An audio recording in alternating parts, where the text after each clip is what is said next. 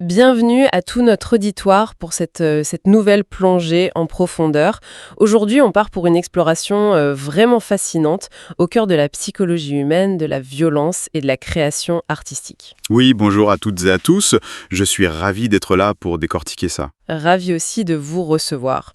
Alors, pour poser les bases, imaginons un instant un univers où l'art martial de l'épée se heurte de plein fouet à la poésie la plus exigeante. Un monde où la plus grande des vulnérabilités se dissimule derrière des tirades éblouissantes. C'était un contraste assez saisissant, oui. Complètement. Et notre point de départ pour cette réflexion, c'est un ensemble d'extraits tirés d'une pièce théâtrale vraiment riche qui s'intitule Texte collé. Et on va se concentrer plus spécifiquement sur son acte 4. L'acte 4 qui s'intitule Vers le panache, c'est bien ça?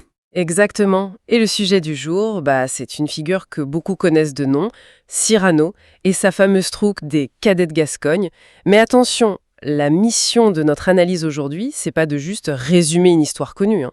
Non, pas du tout. Il s'agit plutôt d'explorer la dualité de ce personnage hors norme. Un homme tiraillé, en fait. Tiraillé entre quoi et quoi, du coup ? D'un côté, on a la brutalité, mais c'est aussi une forme d'honnêteté viscérale du champ de bataille. Et de l'autre, La superficialité des salons parisiens. voilà, c'est ça, la superficialité étouffante des salons.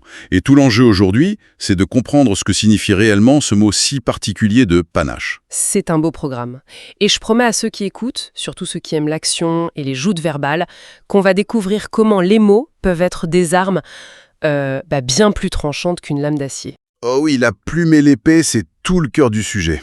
Alors plongeons directement dans notre première partie, la caserne. C'est vraiment là que naît la légende. Le berceau du mythe en quelque sorte. C'est exactement ça. Le décor est planté, hein. On est dans la cour bruyante des cadets. Et là, Cyrano fait son arrivée. Et immédiatement, mais vraiment tout de suite, il est moqué. Oui, son apparence attire toute l'attention, et plus spécifiquement son nez. Ah, ce fameux nez. Les sources sont d'ailleurs très créatives sur les insultes. C'est très visuel, on parle d'un cap, d'une anse. Quelqu'un dit même que c'est un nez qui pourrait porter tout un hameau gaulois. C'est quand même d'une violence inouïe. Dans une cour pleine de soldats armés, on s'attendrait à ce qu'ils dégagnent immédiatement, non ? Eh bien, c'est là toute la subtilité. Au lieu de s'énerver ou de répondre par la violence physique, Cyrano, lui, il réplique avec un calme piquant. Il improvise même une chanson, c'est ça, hein ? Oui, il monte sur un tonneau et il utilise les mots pour se présenter et asseoir son autorité.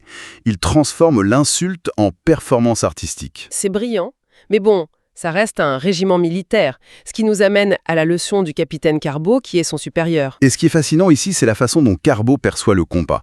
Pour lui, l'art de la guerre, l'entraînement, c'est pas juste frapper. C'est quoi alors ? Carbeau explique à Cyrano que le combat, c'est comme un texte. Il faut savoir le lire. Il faut l'anticiper. Chaque mouvement de l'adversaire est une phrase qu'il faut déchiffrer. Donc on intellectualise la violence, en fait. Absolument. Et c'est particulièrement visible dans la vision de Carbone sur les armes à feu, notamment le mousquet. Ah oui, le mousquet. Les sources mentionnent que Carbone déteste cette arme. Il la juge lâche. Pour lui, le mousquet, c'est une brutalité aveugle, parce qu'on tue à distance, sans regarder son adversaire. Alors que l'épée, elle, conserve une noblesse. Elle exige un face-à-face, une responsabilité. Une responsabilité de donner la mort en regardant l'autre dans les yeux, quoi. C'est exactement l'idée. Et cette philosophie de l'épée, elle est mise en pratique presque tout de suite après, lors d'un duel très spécifique. Le duel contre l'officier en panaché. Voilà. Un officier très proche de Richelieu, donc quelqu'un de puissant, arrive et se met à insulter ouvertement la Gascogne et les cadets. Et là, Cyrano ne laisse pas passer. Non, il lui jette son gant au visage. C'est l'affront ultime. Et le combat qui suit est décrit d'une manière très théâtrale. Cyrano le désarme avec une grâce folle, et c'est le détail qui tue. Il lui rend poliment son épée. C'est l'humiliation parfaite. Et c'est justement cette victoire sur l'arrogance institutionnelle qui va sceller sa réputation. Grâce à son ami Lebray, si je comprends bien les sources. Lebray, oui. D'ailleurs, petit détail intéressant, Lebray s'appelait originalement Lebréga. Mais il a francisé son nom pour mieux s'intégrer. C'est un homme pragmatique. Très pragmatique. Il comprend le pouvoir du récit. Il commence à murmurer aux autres cadets que le nez de Cyrano, c'est un territoire sacré. Il invente carrément une légende, non ?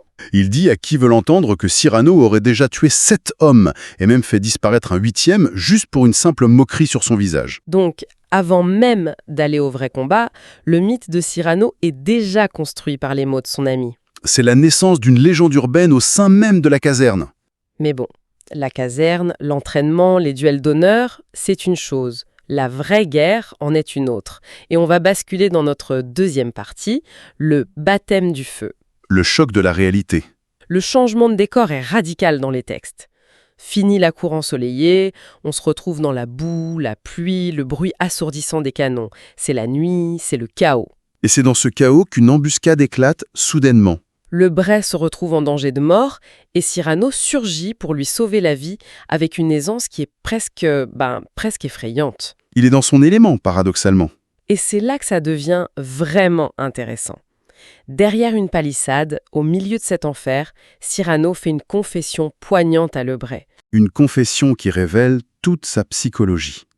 Il avoue que c'est seulement ici, face à la mort et dans le chaos, qu'il se sent pleinement vivant. Vivant et entier, c'est le mot qu'il utilise. C'est ça. À Paris, dans les salons mondains, il avait l'impression de se diluer, de perdre sa substance. Mais sur le champ de bataille, il est un homme complet. Un véritable poète guerrier. Ça en dit long sur son rapport à la société parisienne. Il préfère le risque de mourir sous les balles à la superficialité des courtisans. Et cette intégrité, ce stoïcisme, on le retrouve le lendemain matin. Oui, la scène du lendemain est rude. Les survivants sont couverts de boue, épuisés, et un jeune cadet finit par craquer. Il se plaint de l'absence totale des officiers supérieurs. Ils sont livrés à eux-mêmes, abandonnés par la hiérarchie. Et Cyrano, lui, au lieu de se joindre aux plaintes, qu'est-ce qu'il fait? Il reste digne, il lève sa gourde, tout simplement, il porte un toast à la vaillance humaine et au fardeau du l'honneur. Il assume tout. Il assume tout. Et c'est pour ça qu'il décide de retarder son retour à Paris. Il dit qu'il a besoin de laisser son âme cicatriser un peu avant d'affronter de nouveau le monde des salons. Ce qui nous fait une transition parfaite vers notre troisième partie, le retour à Paris, les salons, les tavernes et surtout la vulnérabilité de l'amour. C'est là que l'armure commence à se fissurer. Dès son retour, l'ambiance est lourde. Il apprend la mort de sa tante Catherine. La femme qui l'avait sauvé et recueilli quand il était plus jeune. Et il est rongé par les regrets parce qu'il n'a jamais pris le temps de lui dire merci. C'est un moment de deuil très fort. Et c'est dans cet état d'esprit qu'il retrouve son amie d'enfance, Madeleine. Enfin, Madeleine qui a bien changé. Oui, elle se fait appeler Roxane maintenant, n'est-ce pas? Exactement. Elle a pris ce nom de scène en quelque sorte pour briller dans les salons parisiens. Elle s'est créée une nouvelle identité mondaine. Et Cyrano, qui déteste la superficialité, on pourrait s'attendre à ce qu'il la juge sévèrement. Mais pas du tout. C'est la preuve de son affection profonde. Il accepte ce changement sans la moindre critique. Il lui promet même d'honorer et de protéger la femme qu'elle a choisi de devenir. C'est une belle preuve d'amour, inconditionnel. Très belle, mais cet amour va le confronter à ses pires démons. Ah oui, et ça commence à se voir lors de cette fameuse scène dans la taverne. La réputation de Cyrano l'a précédé à Paris. Le mythe forgé par Le Bray a fonctionné à merveille. Trop bien, même. Dans cette auberge bruyante, les clients l'observent comme une bête curieuse. Le Bray, lui, est ivre de fierté. Et juste ivre tout court d'ailleurs, puisqu'il s'endort sur une table. Il laisse Cyrano seul face à lui-même. Et on arrive au moment le plus intime des sources. La nuit tombe, la taverne se vide et Cyrano tente d'écrire une lettre à Roxane. Si l'on relie cela à une perspective plus large, c'est une scène clé.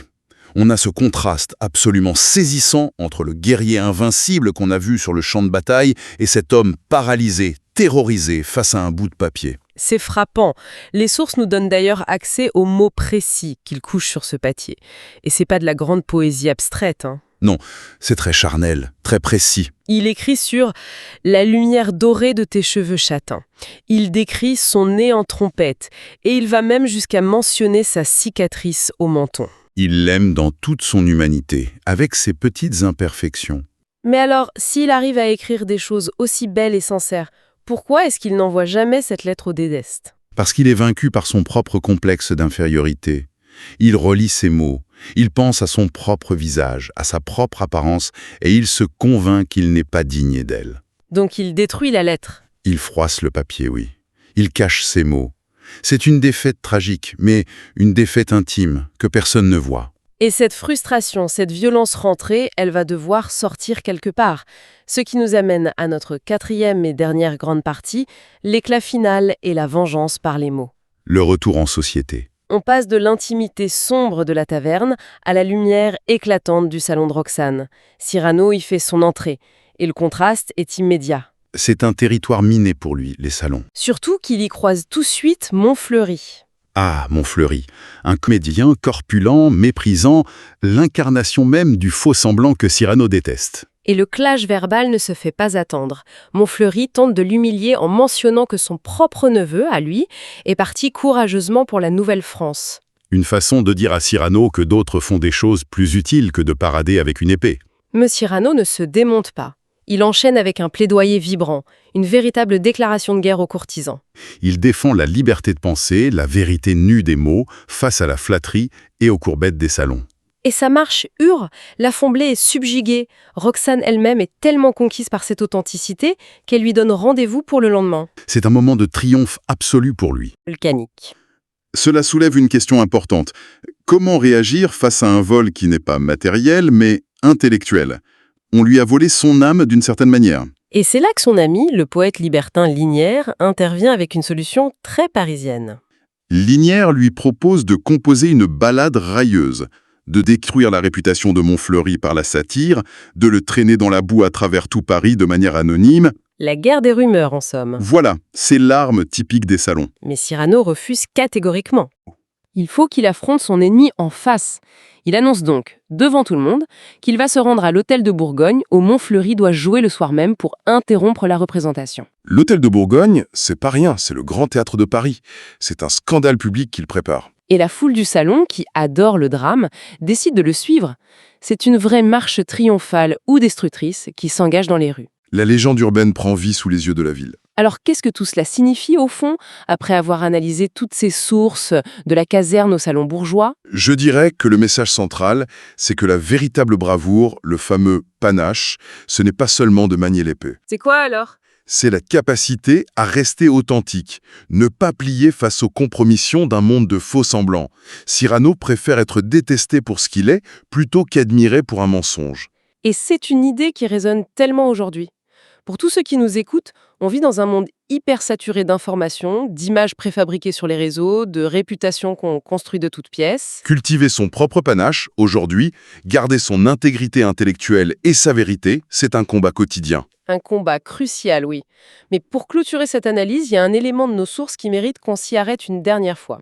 Une réflexion inédite qu'on voulait soumettre à notre auditoire. Oui, une question assez vertigineuse sur la perte de contrôle de sa propre création. Repensons à cette marche vers l'hôtel de Bourgogne.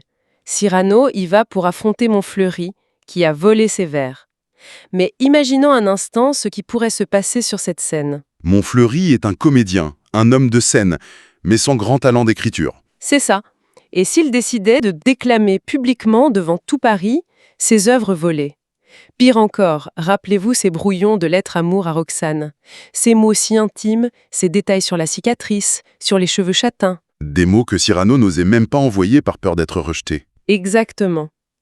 Comment un poète, un homme si secret sur ses propres sentiments, réagira-t-il en entendant la part la plus vulnérable de son âme hurlée publiquement par son pire ennemi, sur une scène de théâtre ? C'est la dépossession absolue, l'ultime cauchemar de tout créateur. Une vraie torture psychologique à méditer.